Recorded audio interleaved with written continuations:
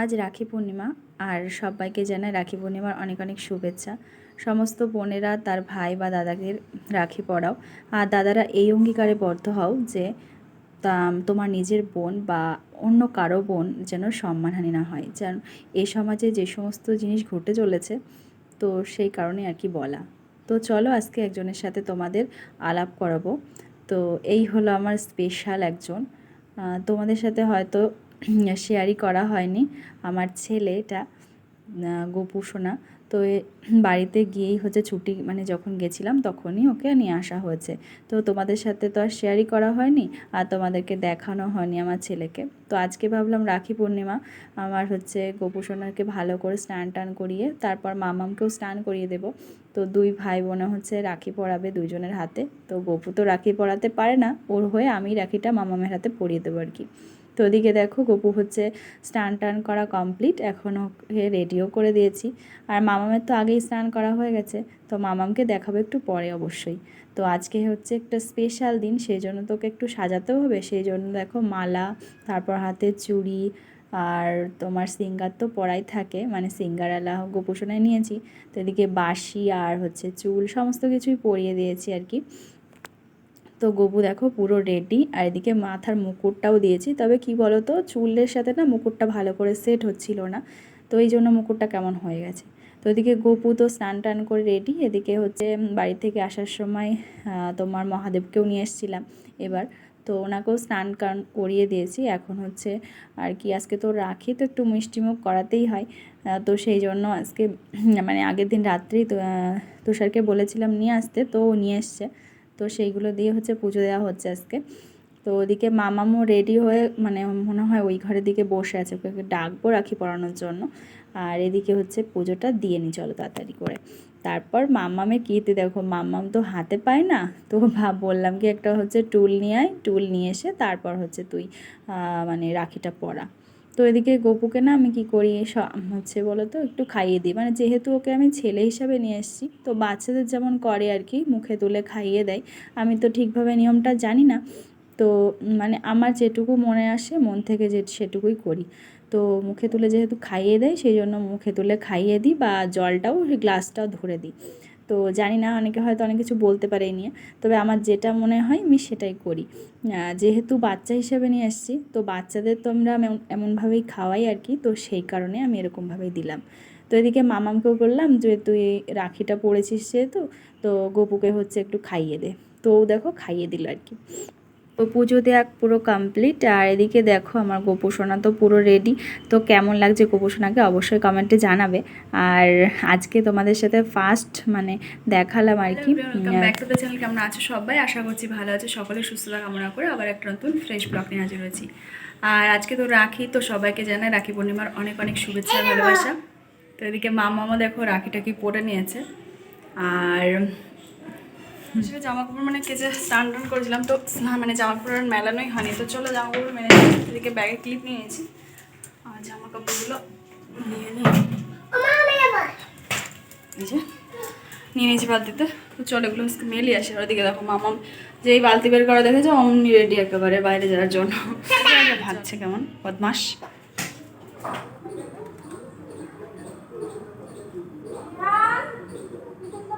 বেশ কয়েকদিন ধরে বৃষ্টি হচ্ছিল, তো তারপর আজকে বেশ একটানা ভালোই রোদ দিয়েছে, মোটামুটি জামা কাপড়গুলো শুকিয়ে যাওয়ার মতো।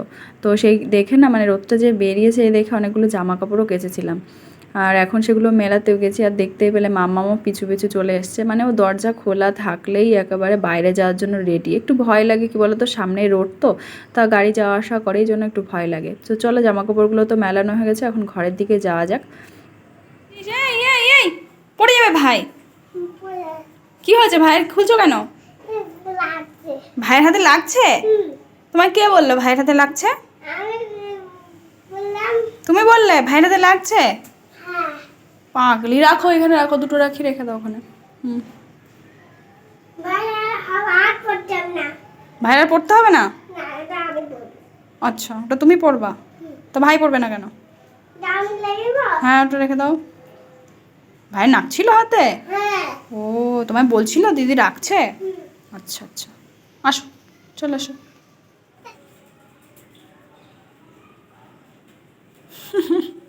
তো ভাতটা বসিয়ে দিয়ে না জামা কাপড়গুলো মেলাতে গেছিলাম, তো দেখলাম এসে ভাতটা প্রায় হয়েও গেছে, এখন হচ্ছে নামিয়ে দিচ্ছি।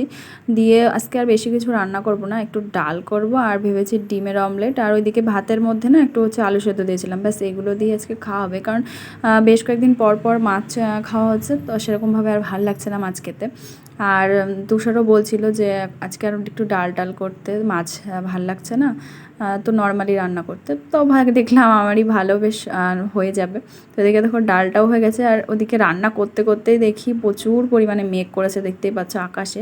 তো সব মানে সেই রকমভাবে জামা কাপড়গুলো মানে ওই কী বলো তো আধ ভেজা মতো হয়ে রয়েছে।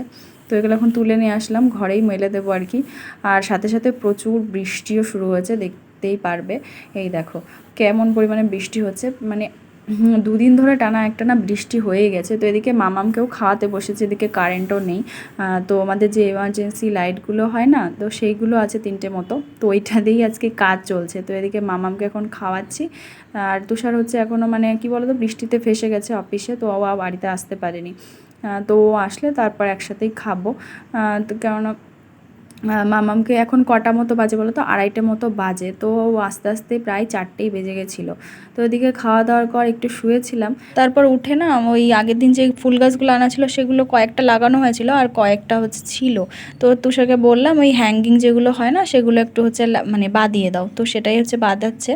আর এদিকে আমি চা করে নিয়েছি। আর আজ একটু তাড়াতাড়ি চলে এসেছি রান্নাঘরে, রুটি টুটি করে। একটা হচ্ছে বার্থডে পার্টি আছে, তো সেইখানে হচ্ছে ইনভিটেশন আছে আমার আর মিঠাইয়ের, তো সেখানেই যাবো আর কি। তো সেই জন্য ভাবলাম এসে আর একদমই করতে ইচ্ছে করবে না রুটি, তার থেকে বরঞ্চ বাবা রুটি ফুটি করেই যাই, খাবার টাবার বাড়ি এসে খেয়ে দিয়ে শুয়ে বললেই হয়ে যায় ব্যাস। আর তুষার কাছে হচ্ছে গিফট আনতে, তো এখনও আসেনি, প্রায় আধা ঘন্টার উপরে, মানে প্রায় 1 ঘন্টা হতেই গেল।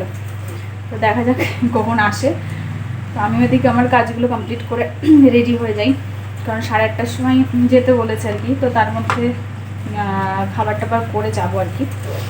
তো চলো আর রান্নাটা করে নিই, তারপর আবার হচ্ছে রেডি হয়ে তোমাদের সামনে আসছি। গিফট আনতেও এতটাই লেট করেছিল, রেডি হয়ে খানিকক্ষণ বসেছিলাম, তারপর দেখি দিদি ডাকছে, তো এইটুকুনি হচ্ছে মানে ভিডিও করা হচ্ছে। ও আসলে পরে বলেছিলাম একটু ফটো তুলতে, সেটার আর টাইম হয়ে ওঠেনি। তো চলো গিফট নিয়ে এখন বার্থডে পার্টিতে চলেও এসেছি।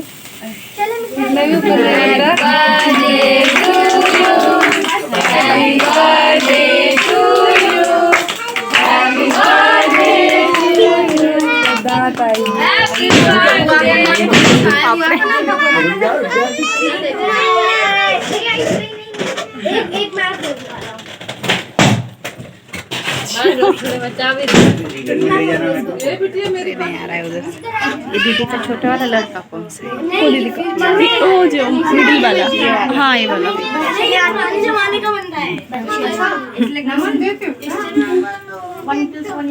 बेटा वो आंटी को बोला हैप्पी बर्थडे आंटी।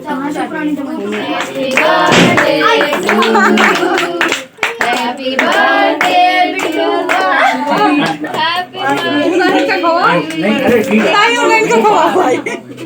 তো বাড়িতে এসে খাওয়া দাওয়া করে নিয়েছি। আর দেখো এখনও লোডশেডিং, মানে এখন লোডশেডিং বলতে দিদিদের বাড়ি থাকতে থাকতে লোডশেডিং হয়ে গেছিলো। তো প্রায় 1.5 ঘন্টা 2 ঘন্টা পরে কারেন্ট এসছে আর কি। তো চলো আজকের মতো এখানে টাটা, দেখা হচ্ছে একটা নেক্সট ভিডিওতে। তো সবাই ভালো থেকো।